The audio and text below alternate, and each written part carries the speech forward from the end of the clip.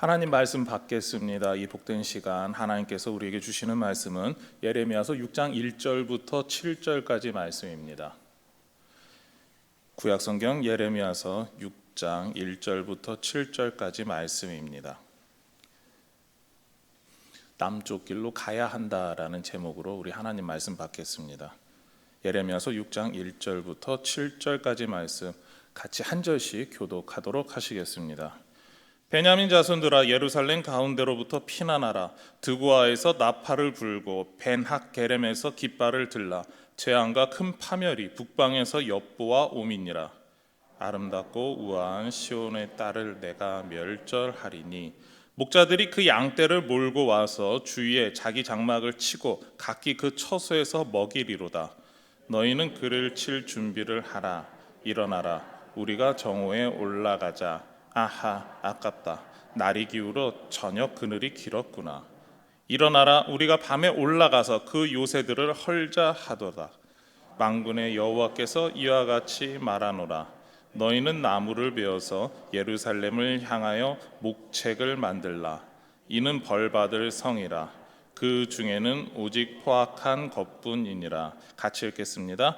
샘이 그 물을 솟구쳐 냄같이 그가 그 악을 드러내니 폭력과 탈취가 거기에서 들리며 질병과 살상이 내 앞에 계속하느니라. 아멘. 예레미야 선지자는 자신의 고향인 아나돗에서 선지자 사역을 시작했습니다.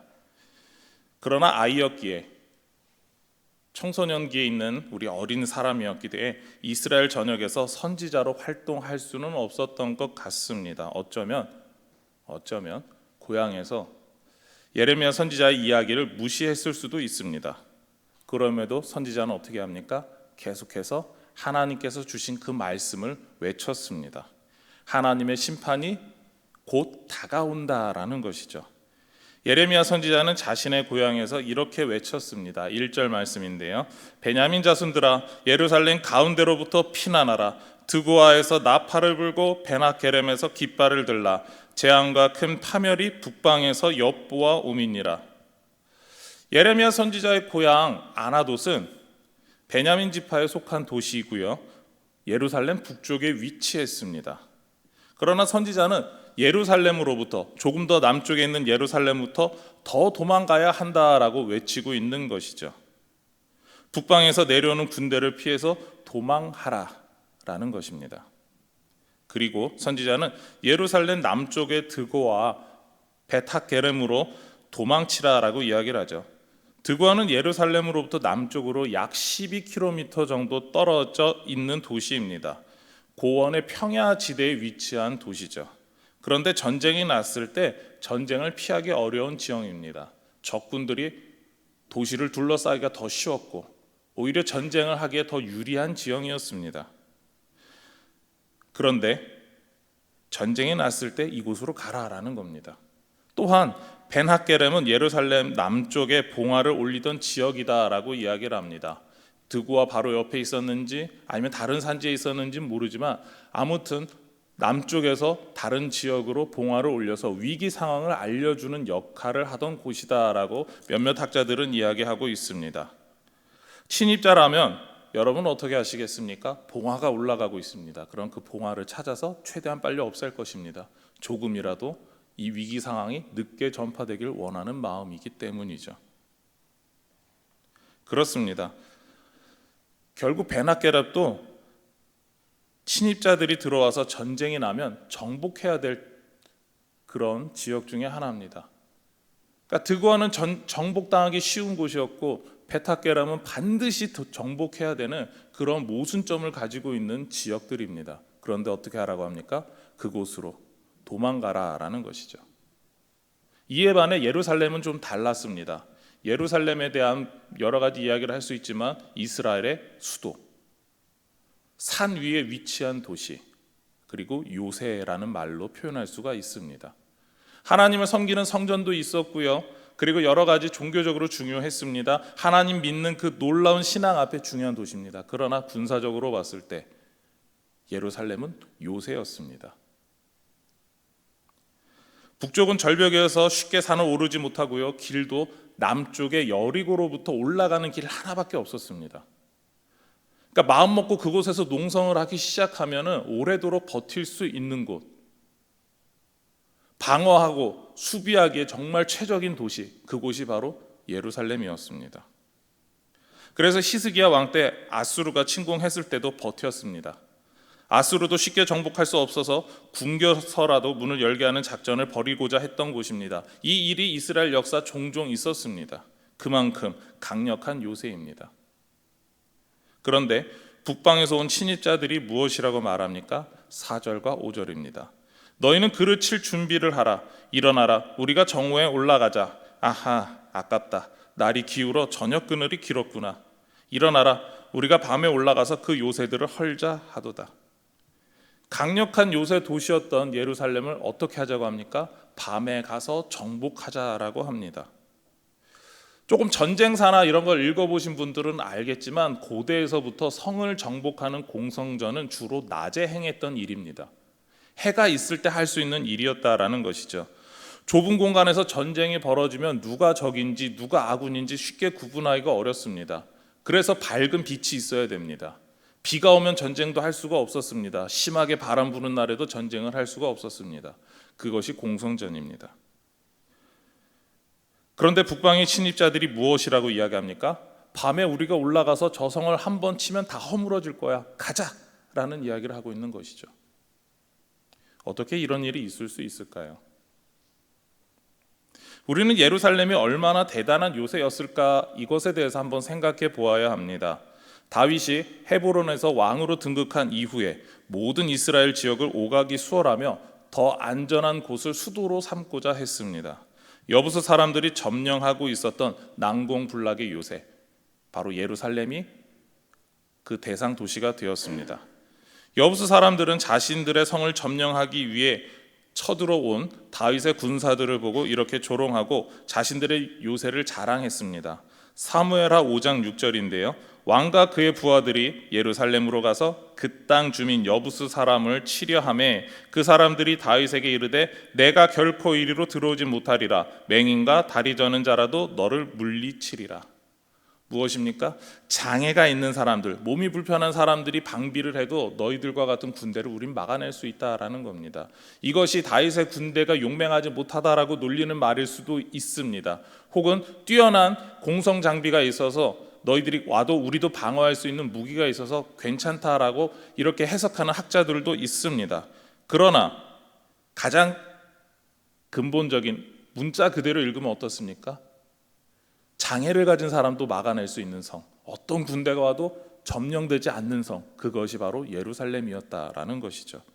그러나 이 성이 점령당했습니다.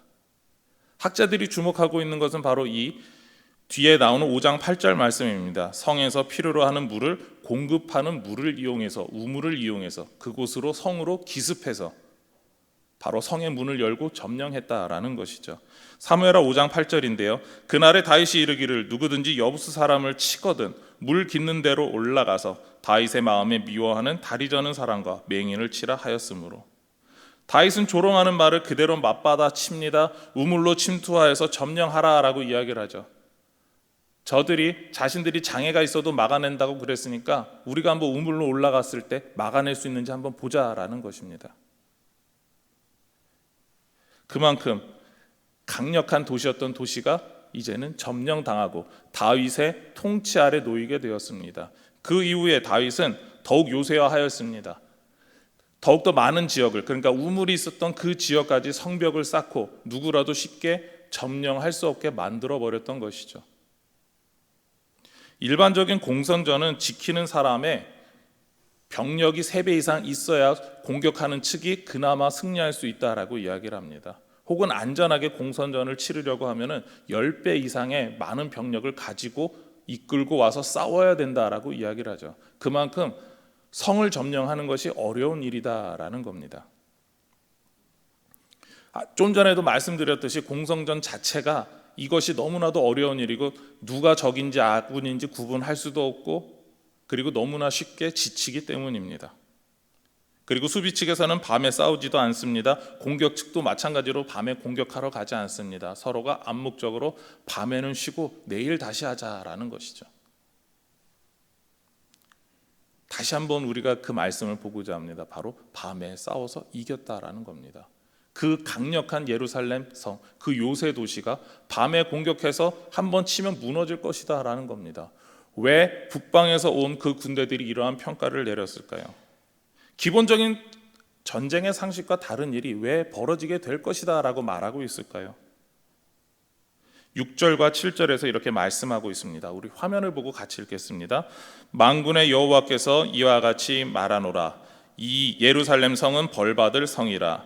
그 중에는 오직 포악한 것뿐이니라. 샘이 그 물을 솟구쳐낸 같이 그가 그 악을 드러내니 내 앞에 계속하느니라. 하나님께서 예루살렘 성에 대한 평가를 내리고 계십니다. 그 평가가 무엇입니까? 포악한 성이다라는 겁니다. 죄만 짓는 성이다라는 것입니다. 심지어 샘물이 물을 계속 흘러내듯이 흘러가게 하듯이 예루살렘은 계속해서 악을 흘러나가게 하는 도성이 되었다라는 것입니다. 하나님께서 거룩한 곳이다라고 인정해 주셨던 그곳, 하나님을 향해서 예배하는 곳이 있었던 그곳이 이제는 죄악의 도시가 되었다라는 것이죠.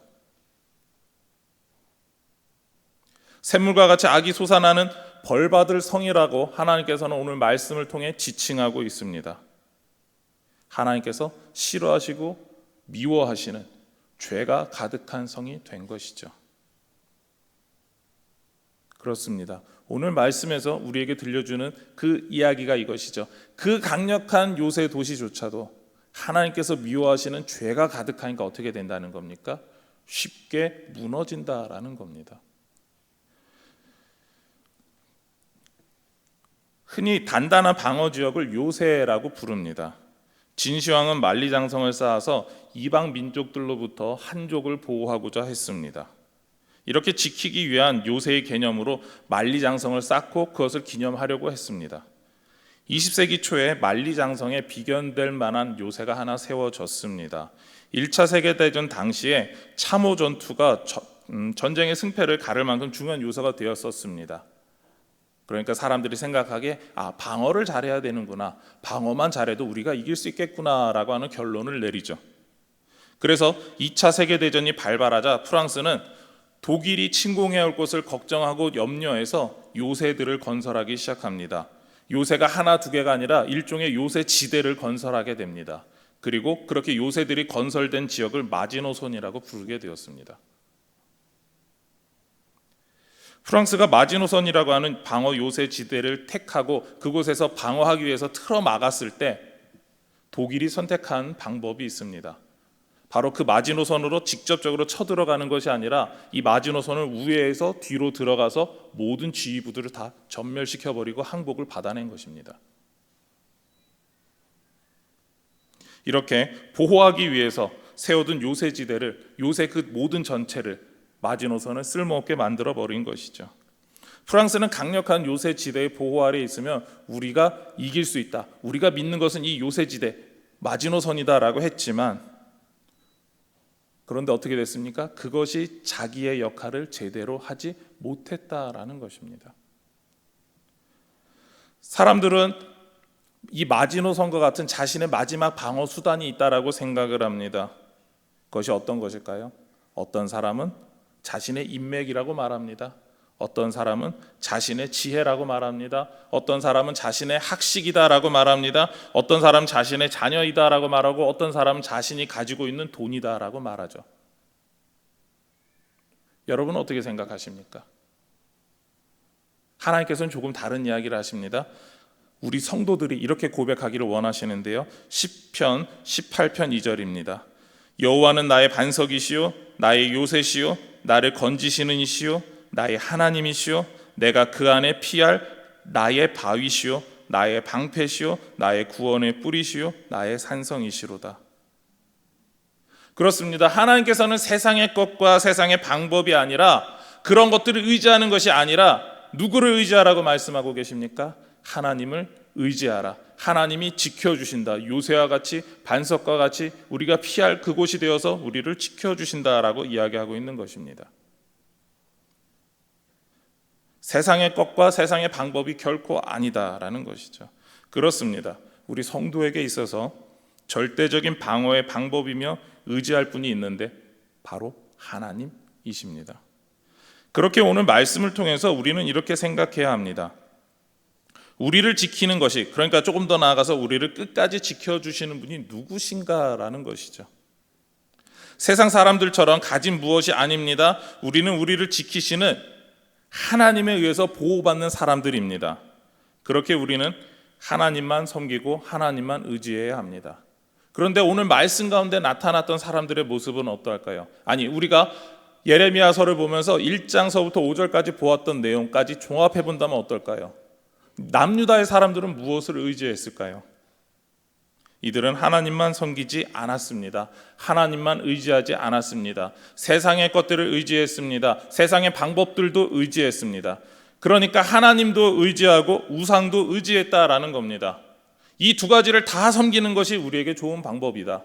하나님의 지혜를 따라가고 세상의 지혜를 따라갔습니다. 이 모두를 다 따라가는 것이 우리에게 도움이 된다라고 평가를 내렸던 것입니다.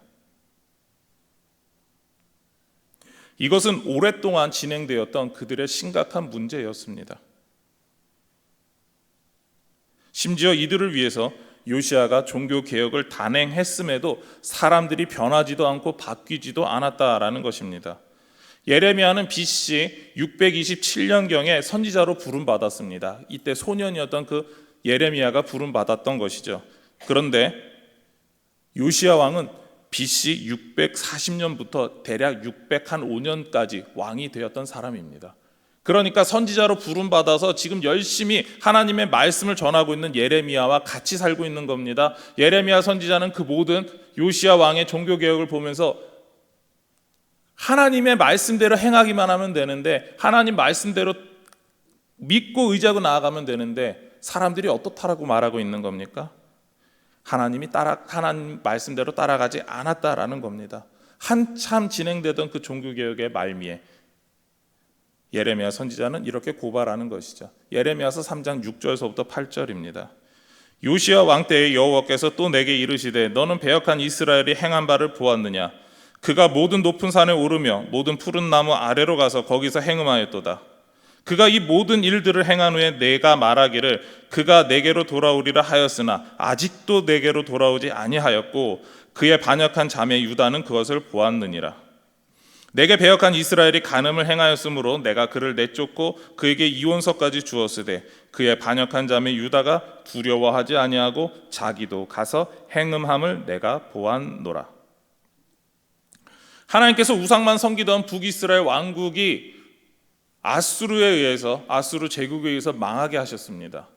남유다가 그것을 보았습니다. 그리고 종교개혁이 시작되었습니다. 그런데 사람들은 어떻습니까? 요시야 왕이 열심히 우리가 성전 제사를 다시 살리고 하나님의 뜻대로 행해야 된다 외쳤습니다. 그런데 사람들은 어떻습니까? 과거에 하던 그대로, 북이스라엘 사람들이 하던 그대로 가서 우상을 섬기고 하나님을 온전히 섬기지 않았습니다. 우상 앞에 절하고 있었습니다. 하나님께만 예배하지 않았다라는 것이죠.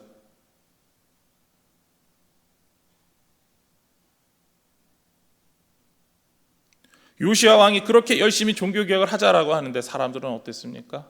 나는 하나님도 섬기고 우상도 섬길 거야.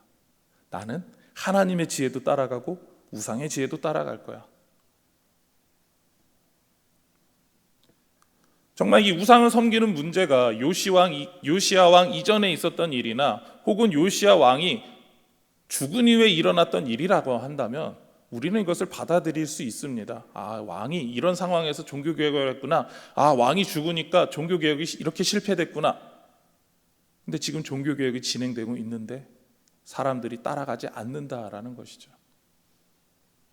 그들의 마음속에 하나님이 없고 세상의 것이 가득하고 세상의 방법이 있었다라는 겁니다. 이것을 예레미야 선지자가 이야기하고 있는 것이죠.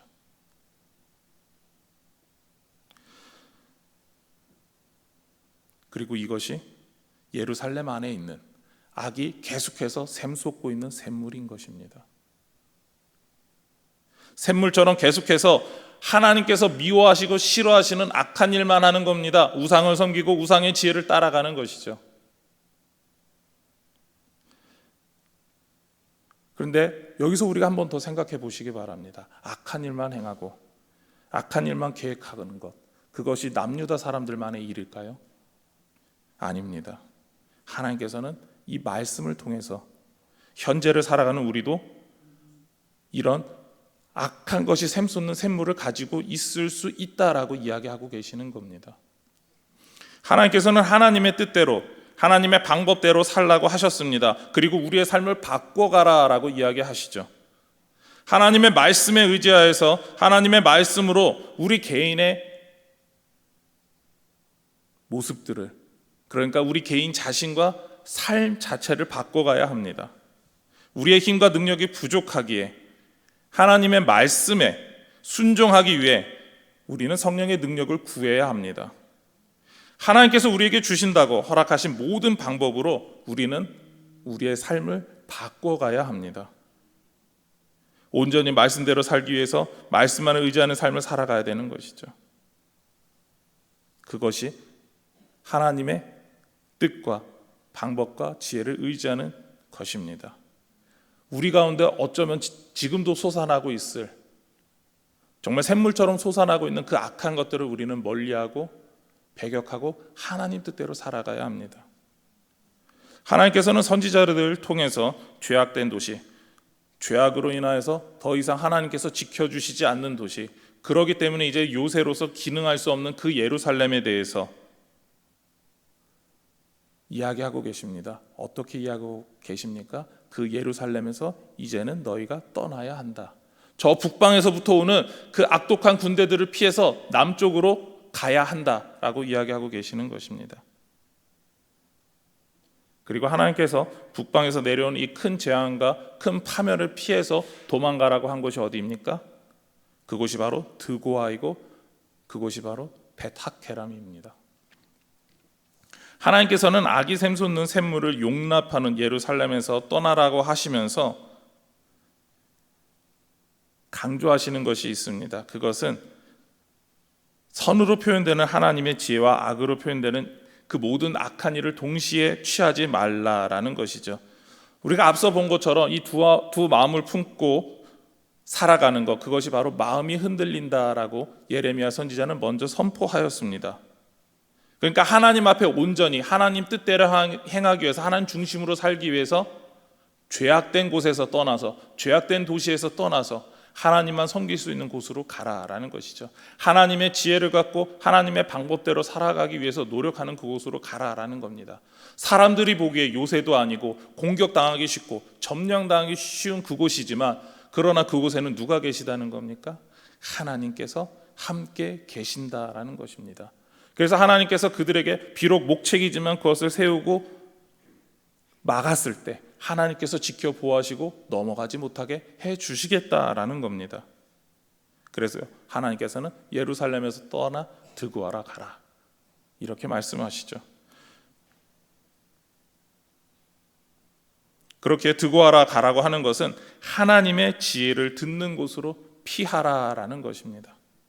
악이 샘솟는 도시, 하나님의 지혜를 멀리하는 곳이 아니라 이제는 하나님의 지혜를 가까이 하고 그런 사람들이 살고 있는 곳으로 가라라는 겁니다. 여러분의 삶을 돌아보시기 바랍니다. 여러분은 누구의 지혜를 따르고 있습니까? 그리고 여러분들과 어울리는 분들이 어떤 지혜를 추구하고 계십니까? 하나님의 지혜입니까? 아니면 세상의 지혜입니까?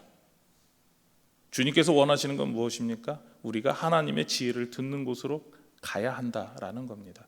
그것이 바로 드고아로 가라라는 것이죠. 그리고 이렇게 말한 것은 무엇입니까? 우리가 마음이 흔들리지 않고 하나님 중심 품고 그곳까지, 그 하나님 말씀 듣는 사람들이 모여있는 곳으로 온전히 가야 한다라는 것입니다.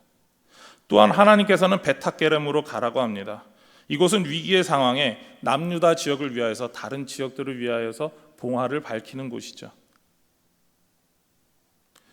위기를 알리고 우리가 이제 깨어서 우리를 조심하고 방비하고 우리가 어렵지 않도록 우리 스스로의 삶을 돌아보아야 된다라는 것입니다.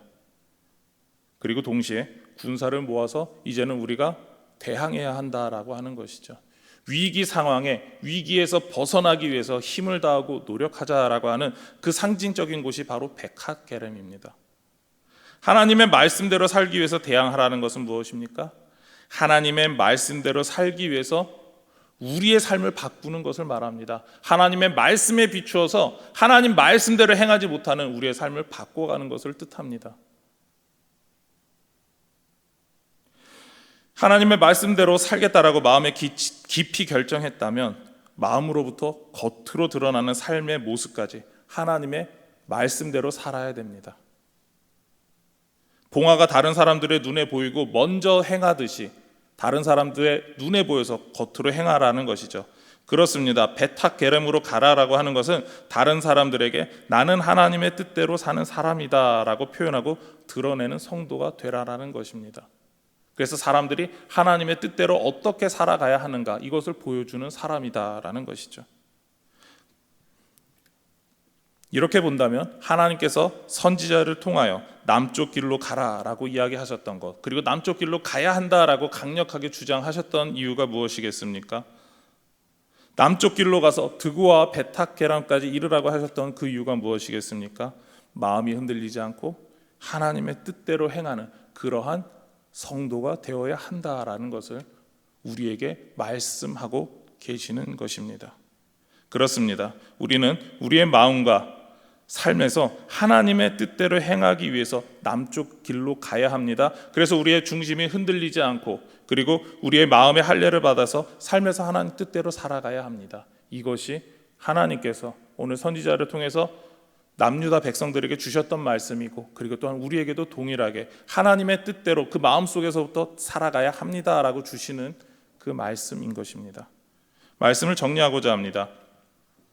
하나님께서는 우리를 부르시고 하나님의 뜻대로 살아가기를 원하십니다. 왜냐하면 우리를 지켜주고 보호하는 것은 세상에 속한 것, 우상이 아닙니다. 오직 하나님 한 분뿐이시기 때문에 그렇습니다. 그렇게 우리는 하나님 중심으로 마음을 잡고 우리의 삶을 살아가야 한다라는 것이죠.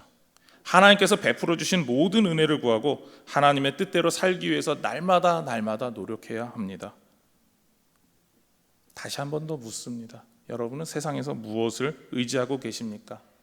세상의 것을 의지합니까? 아니면 하나님을 의지하고 계십니까? 하나님께서는 우리가 의지하던 세상의 것을 모두 다 내려놓고 하나님만을 의지하기를 원합니다.